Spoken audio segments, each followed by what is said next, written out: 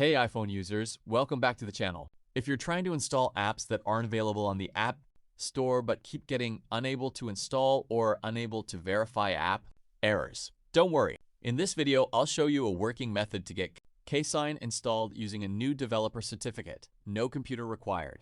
Make sure you watch until the end so you don't miss any steps. First, open the Settings app and go to General.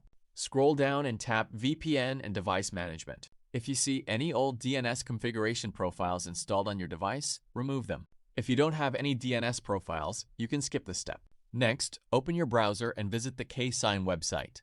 Scroll down until you find the new KSign button and tap it. You'll be redirected to another page. Before installing KSign, we need to install the latest anti-revoke DNS profile. Scroll down and tap Download DNS Profile. Then press Allow.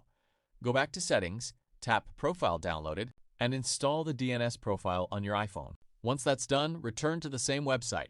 Scroll to the KSign section, where you'll find several versions signed with different developer certificates. Tap Install next to any available version, then confirm by tapping Install again. KSign will begin installing on your device. If the first version doesn't install or gives an error, don't worry.